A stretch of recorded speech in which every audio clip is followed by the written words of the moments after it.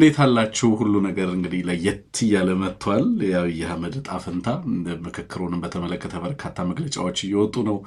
ከአስመራ ከቪላ ሶማሊያ እስከ አስመራ ድረስ ያሉ ከካይሮ እና በሀገሪቱ ውስጥም ያሉ በርካታ እንቅስቃሴዎችን የሚያስቃኘው ዕለታዊ ፕሮግራማችን ወደ እናንተ መድረስ ይጀምራል። ከዚህ ሰዓት ጀምሮ ትግራይ ላይ ነገሮች በጣም እየተጠናከሩ የመጡ ይመስላል። ፐብሊክ ኢንጌጅመንቱ በከፍተኛ ደረጃ አድጓል።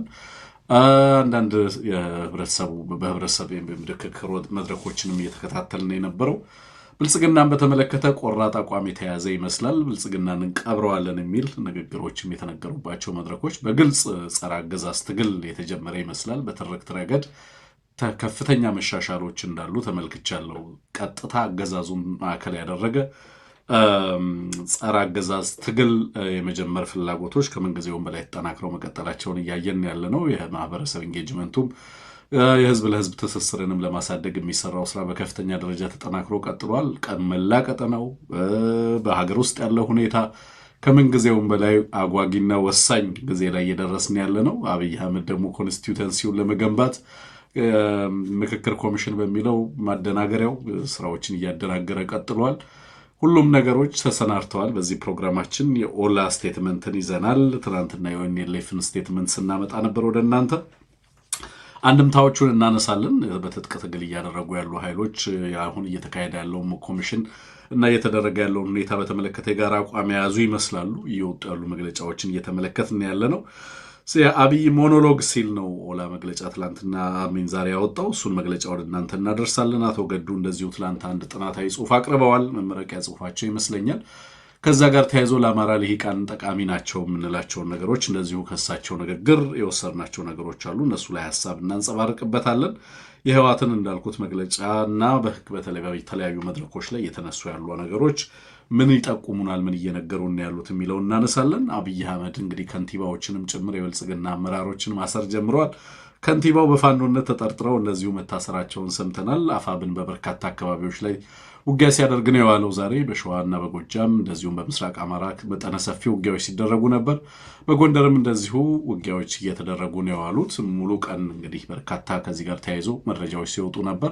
እሱንም ወደ እናንተ እናደርሳለን። እስከ ፍጻሜያችን ድረስ አብራችን ቆዩ። የት ሆናችሁ ነው የምታዳምጡን? ፕሮግራማችን ላይ ሀሳብ አስተያየቶቻችሁን ላኩልን። ሲደመር 1723093725 የእኛ የስልክ ቁጥር ነው። ሰሞኑን በነበርንባቸው ጉዳዮች ላይ በተለያየ ጉዳይ ሀሳብ አስተያየቶቻችሁን ስታጋሩ ለነበራችሁ ከፍ ያለ አክብሮትና ምስጋና ማቅረብ ፈልጋለሁ።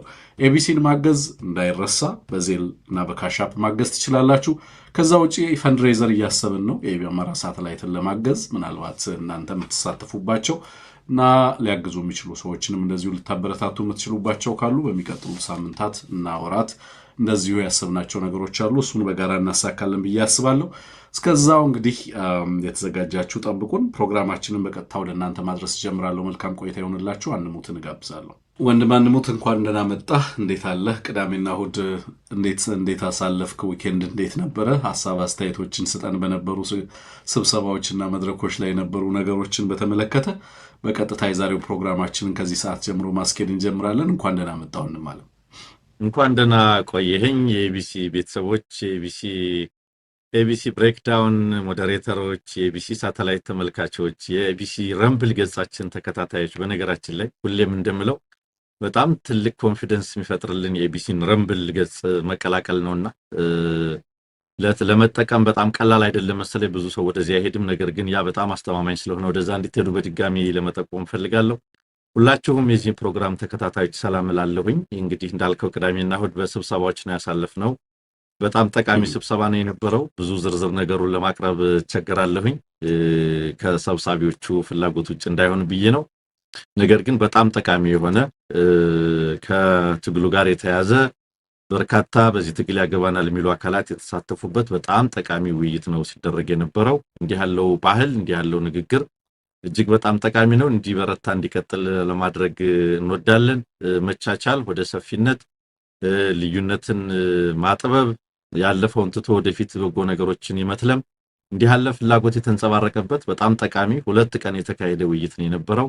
በደፈናው እንዲህ ነው የነበረ ያለፈው በእኔ በኩል ለማለት ነው። ወንድም አንሙት በጣም አመሰግናለሁ። አይጠበቅብህም አጠቃላይ ያለውን ነገር ለማንሳት በኢንጌጅመንት በተለያዩ ስራዎች ላይ እንደተጠመዳችሁ እየተመለከትኩ ነው የነበረው። ቅዳሜም እሑድም አይ ቲንክ ከሐሙስ ጀምሮ በነበሩ ቀናቶች ማለት እችላለሁ። እንኳን ደህና መጣ። ወደ ፕሮግራማችን በቀጥታ እናልፋለን። ቀጠናዊ ጉዳዮች አሉ፣ ሀገራዊ ጉዳዮች አሉ፣ የአማራ ጉዳይ አለ። ትግራይ ከፍተኛ መጠነ ሰፊ ህዝባዊ ውይይቶች እየተደረጉ ነው ያሉት። መድረኮቹ የጋራ መግባባት ላይ ለመድረስ የሚያስችሉ እንደሆኑ እየተመለከትን ነው ያሉት። አንሙት በጣም ጠንከር ያሉ አስተያየቶች ናቸው በህዝብ እየተሰጡ ያሉት። በየመድረኩ ላይ የሚነሱት ንግግሮች ጠንከር ያሉ ናቸው። ከወትሮ የተለየ ነው። እንመክታለን፣ ብልጽግናና ጸረ ብልጽግና ትግሎችን አጠናክረን እንቀጥላለን የሚል ጠንከር ያለ ከወትሮ የተለየ ስቴትመንቶች እየመጡ ነው ያሉት። በሚዲያውም ረገድ ያለውን ቅንጅት ስመለከተው ጠንከር ተብሎ የተመጣ አይነት ይመስላል። ለወትሮ በብልጽግና ተይዞ የነበረውን የአንድ ወገን ወይ ደግሞ ወደ አንድ ያደላ የፕሮፓጋንዳ ጥቃት ለመቀልበስ የሚያስችል ዝግጅት የተደረገ መስሎ እየታየኝ ነው ያለው። በትግራይ ሚዲያዎች በኩል ጥሩ መናበብ እንዳለ እየተመለከትኩ ነው ያለሁት። ፕሮፓጋንዳውም ጸረ አገዛዝ ትርክት ሆኖ እየመጣ ነው ያለው። አንሙት ማዕከል ያደረገው በዋናነት አገዛዙ በትግራይ ህዝብ ላይ የደቀነውን አደጋ እና ከኢትዮጵያ ህዝቦች ጋር በጋራ ሆኖ ጸረ አገዛዝ ትግል ለማድረግ ያሉ ፍላጎቶች በጣም ተጠናክረው እነዛ ድምጾች እየመጡ ነው ያሉትና እንዲህ አይነት ትርክቶች ይበል የሚያሰኙ ናቸው። ምናልባት በኋላ ላይ እናነሳቸዋለን። የኤርትራና ትናንትና አንድ ፕሮግራም ሰርተን ነበር አንሙት። በዛ ፕሮግራም ላይ የኦስማን ሳለህ ወደ ካይሮ ማቅናታቸውን አንስተን ነበር። በተመሳሳይ ማሳድ ጳውሎስም ካይሮ መገኘታቸውን ኮኔክት አድርገን ኮኢንሲደንስ ሊሆን አይችልም የሁለቱ እዛ መገኘት፣ ምናልባትም በኤርትራና በአሜሪካ መንግስት መካከል ግንኙነት እየተጀመረ እንዳለ የሚያሳዩ በርካታ ፍንጮች አሉ ብለን ነበር። ዛሬ ራሳቸው በትዊተር ገጻቸው ማሳድ ጳውሎስ በዛ ተገኝተው ከኤርትራ ባለስልጣናት ጋር ንግግር ማድረጋቸውን የሚገልጽ መረጃዎች እየወጡ እንዳሉ ተመልክተናል። ስለዚህ ትላንት ያስቀምጥነው ነገር ትክክለኛ ነገር ነበር የሚለውን መውሰድ እንችላለን። አንሙት እንግዲህ ከቪላ ሶማሊያ እስከ አስመራ፣ ከካይሮ እስከ ፖርት ሱዳን እና ካርቱም ድረስ ጸረ ብልጽግና ኃይሎችና አሰላለፎች በጣም ተጠናክረው ቀጥሏል። የኢትዮጵያ ህዝብ ትግልም በዛው ልክ ተጠናክሮ ነው የቀጠለው። በአፋር ያለውን ሁኔታ እየተከታተል ነበር የነበረው። ከጅቡቲ አንስቶ በአፋርና በጅቡቲ አካባቢ ላይ ያለውን እንቅስቃሴም እንደዚሁ ሞኒተር ስናደርግ ነበር። ኢትዮጵያ ውስጥ ትላንትና ኦኤንኤልኤፍ ያወጣውን መግለጫ ተመልክተናል። በሌሎችም አካባቢዎች ላይ ያለው ጸረ አገዛዝ እንቅስቃሴ በዛው ልክ ተጠናክሮ ቀጥሏል። አንሙት እነዚህን ሁሉ ኮኔክት እናደርግበታለን በዚህ ፕሮግራማችን ማለት ነው። ሙሉ ሀገራዊ ቀጠናዊ ፒክቸሮችን እየሰጠን ለመሄድ ጥረት የምናደርግበት መሆኑን በዚህ አጋጣሚ ለመግለጽ ነው። የተወደዳችሁ በምን እንጀምር? በአቶ ገዱ ንግግር ብንጀምር ትናንትና አንሙት አቶ ገዱ ያደረጉት አንድ ጽሁፍ ነበር፣ አንድ ያቀረቡት ጥናታዊ ጽሁፍ ነበር። በዛ መድረክ የቨርቹዋል ወይንም ደግሞ በዚህ በይነመረብ ይደረግ የነበረ የልሂቃን ውይይት አድርገን ልንወስደው የምንችለው ነው። በዛ ላይ የተነሳ በተለይ በልሂቃን ረገድ በልሂቃን መካከል የጋራ መግባባት የጋራ ኮንሰንሰስ በተለይ መሰረታዊ በሚባሉ ጉዳዮች ላይ አማራ የጋራ ግንዛቤ ሊይዝ ይገባል። ይሄ አገዛዝን በተመለከተ አገዛዙ የደቀነውን አደጋ በተመለከተ እና ምናልባትም በሚደረገው ጸረ አገዛዝ ትግል ላይ ቢያንስ መሰረታዊ በሚባሉ ጉዳዮች ላይ የጋራ ግንዛቤና የጋራ አንደርስታንዲንግ ላይ መደረስ መቻል አለበት የሚል ሞጋች የሆነ ጽሁፍ ለማቅረብ የሞከሩ ይመስላል። ትላንት ልሂቃንን በተመለከተ ሚናቸውን በተመለከተም ሰፋ ያለ ዝርዝር እና ጥናት መር የሆነ ጽሁፍ ነው ያቀረቡት። በእውነቱ ለመጀመሪያ ጊዜ ነው ልሂቅ የሚለው ነገር በኢትዮጵያ ውስጥ ሲተነተን የሰማሁት ለመጀመሪያ ጊዜ ነው። እኔ ሶሲዮሎጂ ውስጥ ስላለው በእርግጥ በደንብ የምረዳው ኮንሰፕት ቢሆንም በዚህ ደረጃ መድረክ ላይ መጥቶ ጉዳዩ ልሂቃንና የልሂቃን ሚና፣ ልሂቃን ማን ናቸው፣ ሚናቸው ምን መሆን አለበት፣ በልሂቃን ደረጃ የሚደረሱ መግባባቶች የሚኖረው ፋይዳ ምንድን ነው የሚለውን ነገር በደንብ ለማሳየት የሞከሩ ይመስለኛል። እና በአማራ ትግል ውስጥ የልሂቃን የጋራ ኮንሰንሰስ ወይንም አትሊስት መሰረታዊ በሚባሉ ጉዳዮች ላይ የሚደረስ ስምምነትና መግባባት አንሙት የሚኖረውን ፋይዳ በተመለከተ አንተም ልታነሳልን የምትችለው ነገር ካለ በዚሁ አያይዘ እንድታነሳው ፈልጋለሁ። ግን መጀመሪያ እሳቸው የሚሉትን ነገር ትንሽ እንስማና ወደ አንተ ላምጣው። መሰረታዊ ጉዳዮች ላይ መግባባት መፈጠር አለበት። መግባባት ብቻ ግን በቂ አይደለም። በዛ በተግባባበት አጀንዳ ዙሪያ ለምሳሌ የአማራ ምሁራንን ማለት የአማራ ኢሊትን ብንወስድ በአማራ መሰረታዊ ጥያቄዎች ላይ መግባባት ከፈጠረ በኋላ ሁሉም በሙያው በሚችለው መንገድ መደራጀት አለበት ማለት ነው። በሚችለው መንገድ ያንን ዓላማ ለማሳካት መንቀሳቀስ መቻል አለበት። አሁን እንደ በጎ አድራጎት ጠብ የምትል ነገር ስላደረገ የአማራ ህዝብን ትግል ደገፍኩ ማለት አይቻልም። ከስረ መሰረቱ እንደ ራሱ እንደ ህይወቱ አካል አድርጎ መመልከት መቻል አለበት ማለት ነው። እና የሚታየኝ ይሄ ነው። አመሰግናለሁ። አመሰግናለን ዶክተር ገዱ።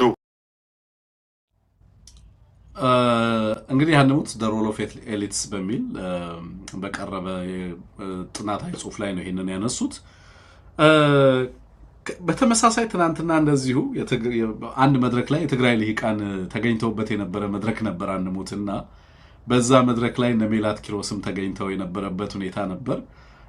ሳሙኤል ሀጎስም ነበር ይመስለኛል። በዛ መድረክ ላይ የተነሳ አንድ ነገር ነበር። እንደው ከጠቀመ ሁለቱን አያይዘን በተለይ ልሂቃን በማህበረሰቦቻቸው ውስጥ የሚኖራቸውን ሚና በተመለከተ በየመድረኩ የሚነሱ ነገሮች ተያይዘው ሊነሱ የሚችሉ ነገሮች ሆነው ስላገኘኋቸው ነውና እስኪ ትላንትና የነበረውን ዴንቨር ላይ የነበረውን በዛ መድረክ ላይ የተነሳውን የትግራይ ልሂቃን የሚያነሷቸው የነበረውን ለበረከት ልኬለታለሁ። ዝግጁ ከሆነ እሱን ትንሽ አሰማንና ሁለቱን አያይዘን አንድ ፒክቸር ለመፍጠር እንሞክራለን። በተለይ በውጭ ሀገራት የሚገኘው አማራ ራሱን በማደራጀት ረገድ የሚኖረው ሚና አንድ ላይ ጠቆም አድርገን እንድናልፍ እድል ስለሚሰጥ ብዬ ነው። አንሙት አሁን እዚህ ጋር እንግዲህ የሚነሳው ልሂቃን በተለይ በሎካል ፖለቲክስ ውስጥ የሚኖራቸውን ሚና በተለይ ደግሞ ትግራይ ህዝብ ላይ በተናጠል በትግራይ ህዝብ ላይ ደርሶ የነበሩ ነገሮችን በተመለከተና ያ እንዴት የትግራይ ተወላጆች በተለያየ ሀገር ላይ ባሉባቸው አካባቢዎች ላይ የስቴት ፖለቲክስን በሚኖሩባቸው ሀገራት ላይ ያለውን ፖለቲካ ተጽዕኖ በማሳረፍ በአንድም በሌላ መንገድ በህዝባቸው ላይ የሚደርሰውን በደልና ግፍ መከራ እንደዚሁ ለመቋቋም በሚያስችል ረገድ የሚኖራቸውን ፖለቲካዊ ሚና እንዴት ማሳደግ አለብን በሚል ጉዳይ ነው እዚህ ጋር ሲወያዩ የምትመለከተው ማለት ነው። በአንድ በኩል እንግዲህ ትግራይያን አሜሪካንስ በሎካል ፖለቲካ ውስጥ ስለሚኖራቸው ሚና የሚያነሱትን ነገር ትመለከታለህ። በሌላ በኩል በራሳቸው ወገን ላይ በራሳችን ህዝብ ላይ የታወጀ ጦርነት አለ። እንደ አማራ ልሂቃን ደግሞ ይሄንን በወገናችን ላይ ደረሰና እየደረሰ ያለን ፍጅት በተመለከተ ልንይዝ የሚገባንን የጋራ መግባባት በተመለከተ የአማራን ህዝብ ጣፈንታና በህዝባችን ላይ የሚደርሰውን መከራ በተመለከተም የልሂቃን ሚና ምን መሆን አለበት በሚል ነው ዶክተር ገዱ ጽሁፍ ሲያቀርብ የነበረውና እነዚህን ሁለት ነገሮች እያገናኘህ እንደው በእርግጥ ልሂቃን ሊኖራቸው የሚችለው ሚና ምንድን ነው መሆን ያለበት? በዚህም ረገድ የጋራ መግባባት ላይ ቢያንስ ጥፋት ላይና እልቂት ላይ በወገኖቻችን ላይ በሚደርስ እልቂት ላይ የጋራ ግንዛቤ ላይ ልንደርስ የምንችልበት እድል ምን ያህል ነው? ይሄንንስ ሂደት አልፈነዋል ወይስ ገና የሚጠብቀን ሂደት ነው የሚለውን ነገር እንደው አንድ ላይ እያነሳ ብታወራን ብዬ ነው። አንሙት መልካም ሰፊ ነገር ነው በእውነት እንግዲህ ያነሳው። እርግጠኛ ነኝ አሁን መጨረሻ ላይ እንደተናገሩት ሰዎች አሜሪካ ወይም አውሮፓ ያሉ አማራዎች እኔ አማራ አሜሪካዊ ነኝ ልክ እነሱ ትግራይን አሜሪካንስ ነን እንዳሉት አማራ አሜሪካዊ ነን የሚል ልሂቃን ወይ የሚለውን ዝም ብዬ እንደው ካጠራራቸው እያሰብኩት ነበርና በአብዛኛው ብሔርተኛ ነኝ የምትለውም ዲያስፖራ በእርግጠኝነት ኢትዮጵያ አሜሪካዊ ነኝ ሊል ይችላል እንጂ አማራ አሜሪካዊ ነኝ ለማለት ምን ያህል እንደዚህ ወጥቶ በዚያ ልክ ሊናገር ይችላል እርግጠኛ አይደለሁም። ዞሮ ዞሮ ግን እንዳልከው የትም ያለ ልሂቅ በምንም ደረጃ ያለ ልሂቅ ራሱን በተመለከተ መሰረቱን በተመለከተ ሐሳብ ይዞ እንደሚወጣ የሚያመለክት ነው የነሜላት ውይይት የሚገባኝ። አሜሪካውያን ናቸው ምንድነው የአሜሪካ ባይታወሮች አይደለንም፣ ነገር ግን እኛ ትግራይያንን የሚለውን ነገር በግልጽ የሚረዳ ነው። ከዚህ አኳያ ለማን ሊቆም እንደሚችሉ ምን ሊሰሩ እንደሚችሉ የሚጠቁም ነገር ነው። የትም ሁን የትም ዜግነትህ ምንም ይሁን ምንም ወረቀትህ ምንም ይሁን ምንም የፖለቲካ አመለካከትህና አስተላለፍህ ተሳትፎ ምንም ይሁን ምንም ፋውንዴሽንህን የወጣህበትን መሰረት አለመዘንጋትን የሚጠቁም ቁም ነገር ልንወስድ እንችላለን። ከዚህ ካቀረብኩ የመጨረሻው ንግግር ላይ የልሂቃን ሚና በጣም ሰፊ ርዕሰ ጉዳይ ነው። የልሂቃን ሚና በኢትዮጵያ ፖለቲካ ውስጥ ስለሆነ የሚለው አይ ቲንክ በዚያ ረድፍ በዚያ መረዳት ውስጥ የቀረበ ይመስለኛል። ልሂቅ ምንድነው? የቢዝነስ ልሂቁ፣ የኢንተሌክቹዋል ልሂቁ፣ የባህላዊ ልሂቁ፣ የፖለቲካ ልሂቁ በጣም ሰፊ ነው። ግን በተለይ ደግሞ የፖለቲካ ልሂቁ በፖለቲካ ውስጥ ምን ሊያደርግ ይችላል፣ የልሂቃን ሚና ምን ሊሆን ይችላል፣ በጣም ሰፊ ርዕሰ ጉዳይ እንደሆነ መረዳት እንችላለን። አንድ ቁም ነገር እዚህ ላይ ግን ለኛው ውይይት ከኛም ፍላጎት አኳያ ጠቃሚ መስለኝ ነገር ለምሳሌ በገዱ ንግግር ውስጥ በአማራ መሰረታዊ ጥያቄዎች ላይ መግባባት ይላል። በአማራ መሰረታዊ ጥያቄዎች ላይ መግባባት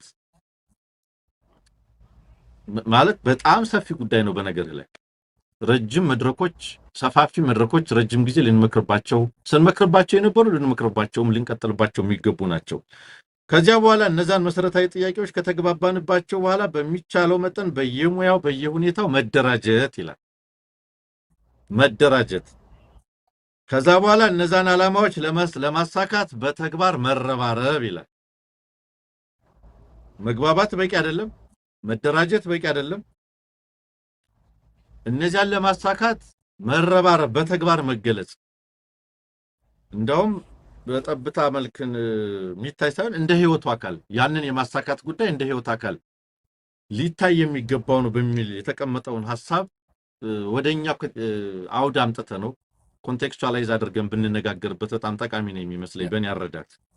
ስለዚህ እዚህ ውስጥ መጀመሪያ አማራ መሰረታዊ ጥያቄዎች ምንድናቸው? ብዙ ያልንባቸው ናቸው።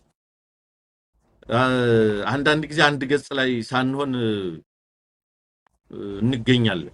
የአማራ ህዝብ መሰረታዊ ጥያቄዎች ሲባል በአግባቡ ተብላልተው ተሰድረው መልክ ኖሯቸው ቅደም ተከተል ኖሯቸው በአግባቡ ተብራርተው ሁሉም በዚህ ትግል ውስጥ ያለ በአንድ አፍ በአንድ ቋንቋ ለመናገር የሚቸገርባቸው ነገሮች አንዳንድ ጊዜ አልፎ አልፎ ትመለከታለህ። የአማራ ህዝብ ጥያቄ ምንድነው በቅደም ተከተል ስትል ህገ መንግስት ማሻሻል ይላል አንዱ ብድግ ብሎ፣ ህልውና ማረጋገጥ ይላል ሌላኛው፣ በአማራ ህዝብ ላይ የሚፈጸመውን ጥቃትና ግድያ ማስቆም ይላል ሌላኛው እንትን ማለት ብዙ ነገር አለ። ስለዚህ በመሰረታዊነት የአማራ ህዝብ ጥያቄዎች የአማራን ህዝብ ህልውና ጥቃቶች መመከት፣ ማስቆም፣ በዘላቂነት ማረጋገጥ ብሎም የፍትህ ርትዕ ጥያቄዎችን ማረጋገጥ መመለስ የሚል በእነዚህ ጥያቄዎች ምንነት ላይ በወጉ አርቲኩሌትድ የሆነ በደንብ የተብራራ ግንዛቤ መያዝ። የህልውና ጥቃት ስንል የህልውና አደጋ ስንል ህልውናን በዘላቂነት ማረጋገጥ ሲባል ምን ማለት ነው? የአማራ ህዝብ ጥያቄ ህልውና ጥያቄ ነው የምንለው ምንድነው? በነገራችን ላይ ለምሳሌ የወሰንና ማንነት ጥያቄ እንላለን። የወሰንና ማንነት ጥያቄን ከህልውና ጥያቄ ነጥለህ መመልከት አትችልም። አንደኛው እዛ ውስጥ የምታገኘው አንደኛው የወሰንና የማንነት ጥያቄ ነው። ፖለቲካዊ ህልውና፣ ህጋዊ ህልውና፣ ባህላዊ ህልውና፣ ሌሎች የደህንነት ህልውናዎች፣ ብዙ በርካታ የህልውና መገለጫዎችን ባህላዊ የቋንቋ ብዙ መገለጫዎችን እዛ ውስጥ ታገኛቸዋል። ህልውናን ማረጋገጥ ሲባል የሚተኮስብህን ጥይት ማስቆም ብቻ አይደለም። ምትገለጽባቸው ህልው የሚያደርጉህን ተቋማዊ፣ ባህላዊ፣ ማንነታዊ፣ ፖለቲካዊ፣ ህጋዊ መገለጫዎች ሁሉ በደንብ አድርጎ ማረጋገጥ፣ በእነዚያ ዙሪያ የሚፈጸሙ ጥቃቶችን ማስቆም እንደሆነ በደንብ መረዳት ይፈልጋል ማለት ነው። ፍትህ ርትዕ ስንልም ከዚህ ቀደም ደጋግመን እንዳነሳ ነው። ስለዚህ መሰረታዊ ጥያቄዎች ላይ መግባባት ሲባል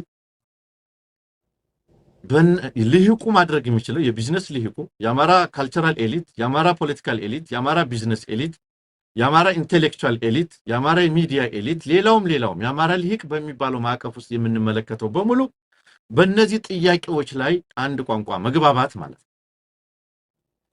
በቅደም ተከተል የምንታገለው ለምንድን ነው? ይህንን ለማድረግ ነው። ጥያቄያችን አንድ ይሄ ነው። መሰረታዊ ጥያቄያችን ጥያቄ ሁለት ይሄ ነው። የአጭር ጊዜው፣ የመካከለኛ ጊዜው፣ የረጅም ጊዜው ብሎ በእነዚህ ጥያቄዎች ምንነት ላይ ማብራሪያ ላይ በደንብ መግባባት ማለት ነው። በቃ ስትተያይ ሳትነጋገር ትግባባለህ። የአማራ ህዝብ ትግል ስትል ምን እያልክ እንደሆነ መሰረታዊ ጥያቄዎች ላይ ስለምትግባባ ይዘቱ ትንተናው የጥያቄዎቹ ወርድና ስፋት ይገባሃል ማለት ነው። እዚህ ላይ የተግባባ ኤሊት ምን እያለ እንደሆነ ያውቃል። ዝርዝር ነገር መነጋገር ይግድ አይደለም። ሲያወራ ሲናገር የትኛው ጉዳይ ከነዚህ ጥያቄዎች ያፈነግጣል፣ የትኛው ጉዳይ ከነዚህ ጥያቄዎችን ከማስመለስ ጉዳይ ጋር ይገጥማል የሚለውን ይረዳል ማለት ነው። ስለዚህ ይሄን የማድረግ ጥረት አለ፣ እስካሁን አልነበረም አልልህ። እነዚህን መሰረታዊ ጥያቄዎች ለመረዳት አርቲኩሌት ለማድረግ ለማብራራት ብዙ ስራዎች እየተሰሩ ቀጥለዋል እስካሁን። አብዛኛው ሰው የአማራ ህዝብ ትግል የህልውና ትግል ነው የሚለውን ህልውናው ደግሞ የሚገለጽባቸው የህገ መንግስት ጥያቄ ህገ መንግስቱ ጋር የሚነሱ ጥያቄዎች ከርምት ጥያቄዎቻችን ከርምት ፍትህ ጥያቄዎቻችን ጋር የሚያያዙ ቢሆኑም ህጋዊ ህልውና ላይ የምታነሳቸው ናቸው። እነዚያ ጉዳዮች ካልታረሙ ህጋዊ ህልውና ከህግ አኳያ ያሉ ጥያቄዎች በወጉ አይመለሱም የሚለውን የሚጠቁመን ነው የሚሆነው። ስለዚህ እነዚህን ጥያቄዎች በአግባቡ መረዳት ማለት ነው፣ መግባባት ማለት ነው። እዚህ ላይ ከተግባባህ በነገራችን ላይ እዚህ ላይ በከፊልም ቢሆን ስለተግባባ ነው አማራ ወደ መደራጀት የገባው። እነዚህ ጉዳዮች ላይ ቬግ ስለሆነ እነዚህ ጉዳዮች ላይ ስላልገባ እነዚህ ጉዳዮች ላይ ብዥታ ስላለ አይደለም አማራ ወደ መደራጀት የገባው። በሚዲያ እየተደራጀ ያለው በሲቪክ ተቋማት እየተደራጀ ያለው በፖለቲካዊና ወታደራዊ አደረጃጀቶች ውስጥ እየተደራጀ ያለው ምክንያቱም መደራጀት ነው ቀጥሎ የተነሳው። እዚህ ላይ መግባባት፣ ጥያቄዎቹን በአግባቡ ማወቅ፣ ዜን መደራጀት። ምክንያቱም ተበትን አታረጋግጠው፣ ተበትን አታስመልሳቸው። ጥያቄዎቹን አውቃቸዋል፣ ተግባብተህባቸዋል፣ ትደራጃለህ። በምን በየሙያ እኛ በሚዲያን የተደራጀ ነው። ሌሎች ምሁራን በምሁራን መደራጀት አለባቸው። ሌሎች የሲቪክ ማህበረሰብ አባላት በተመሳሳይ በሲቪክ ተቋማት መደራጀት አለባቸው። ወታደሮች፣ ፖሊሶች፣ የቀድሞ ሰራዊት አባላት፣ ፋኖች በውትድርና በፖለቲካ ተደራጅተዋል። እንዲህ ያለ መደራጀት ይገባል። የምትደራጀው እነዚያን ጥያቄዎች ተሸክመህ እነዛን ጥያቄዎች ይዘህ ነው፣ በባዶ አይደለም። እነዛን መሰረታዊ ጥያቄዎች ይዘህ ነውና ይሄ የተነሳው ነገር እንደ ልሂቅ በየሚናው በየመስኩ መደራጀት ማለት ከዶክተር ገዱ ንግግር የተረዳሁት ይሄንን ነው። ከዚያ በተጨማሪ መደራጀት ብቻውን በቂ አይደለም።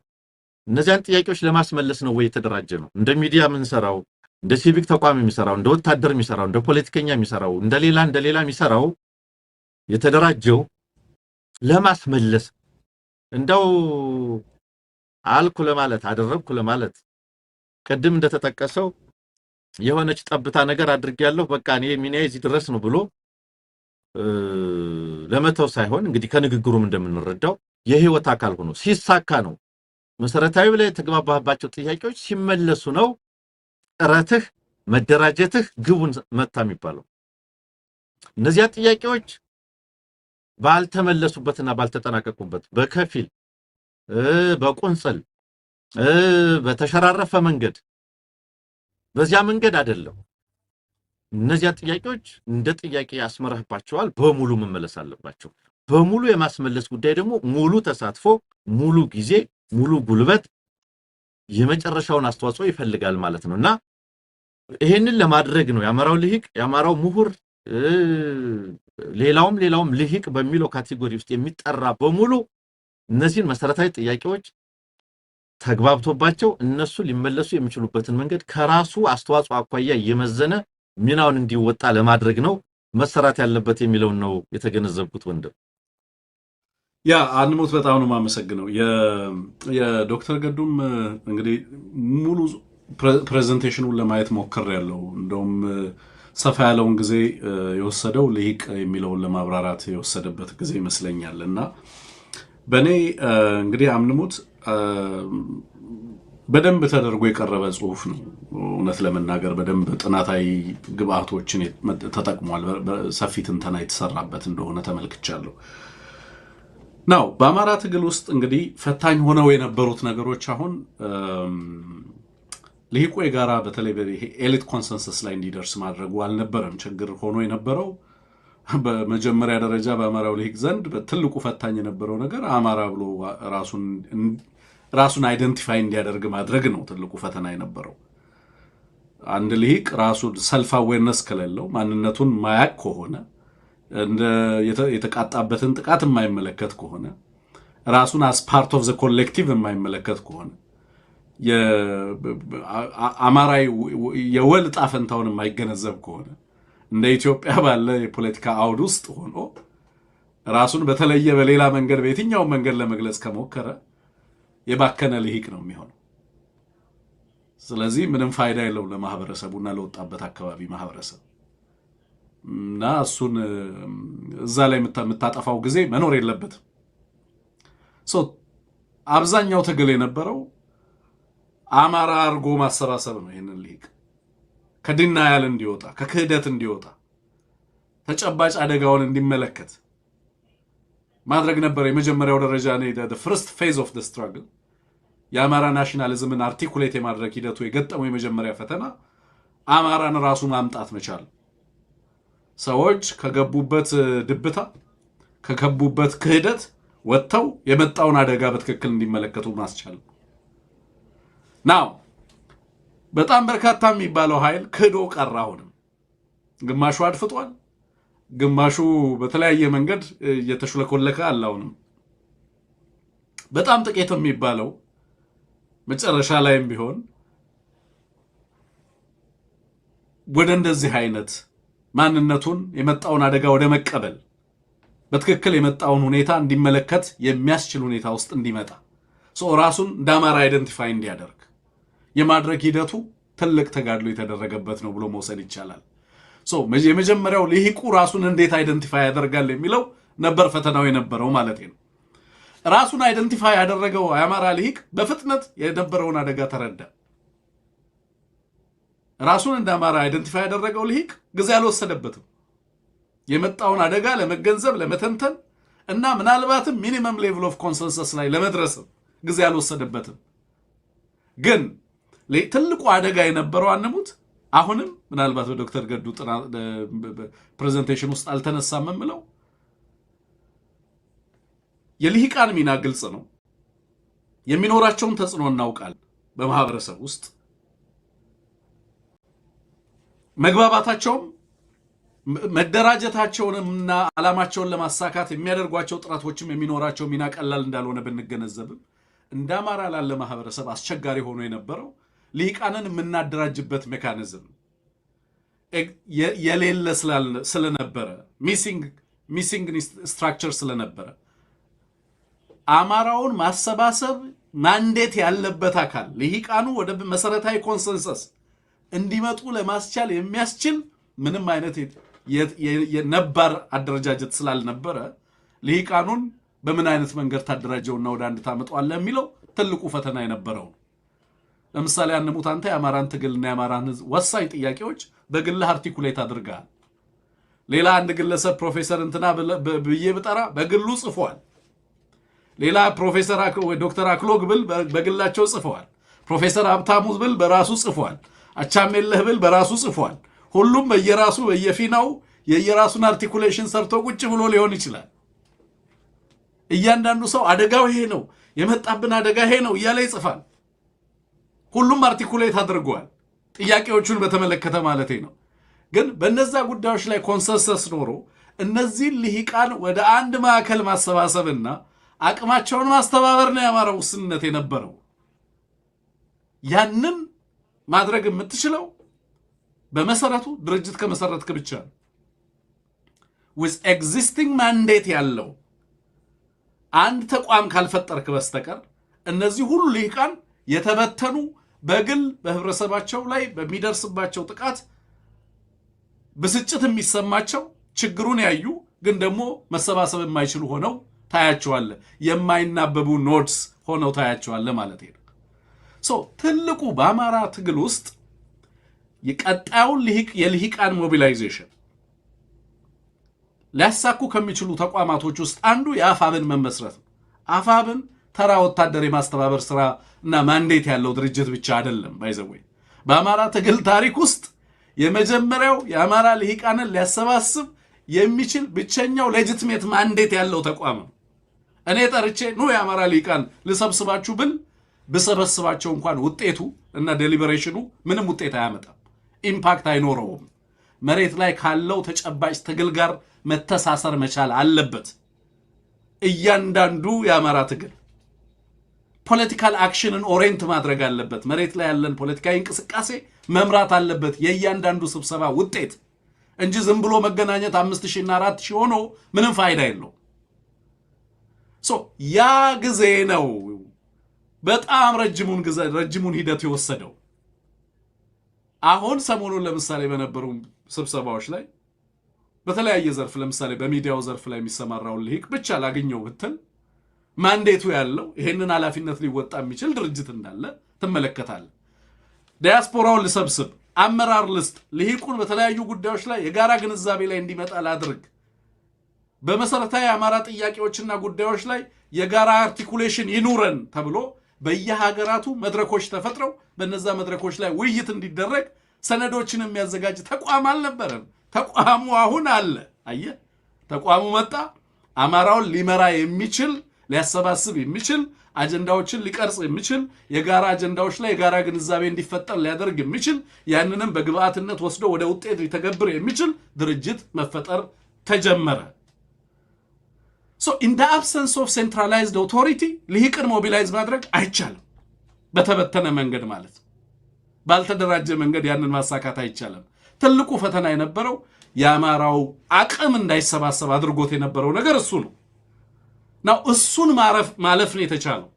ሶ ከዚህ በኋላ አሁን ልሂቃንን ማወያየት መቻል፣ አጀንዳዎችን የጋራ ማድረግ፣ አማራው ባለባቸው ቦታዎች ሁሉ መድረኮች እንዲፈጠሩ ትግሉ የሚመራበትን ዓላማዎቹን፣ ግቦቹን፣ የትግሉን ስልት፣ የእያንዳንዱ ዜጋ ሚና ምን እንደሆነ በግልጽ የሚቀመጡባቸው አማራው ሁሉ የጋራ አጀንዳ አድርጎ ሊወያይባቸው የሚገባቸውን ጉዳዮች በደንብ እንትን አድርገህ በየሀገሩ እንደዚህ አይነት አቅጣጫዎችን ልትሰጥ የምትችልበት እድል እየሰፋ የመጣበት ጊዜ ላይ ነው ያለነው።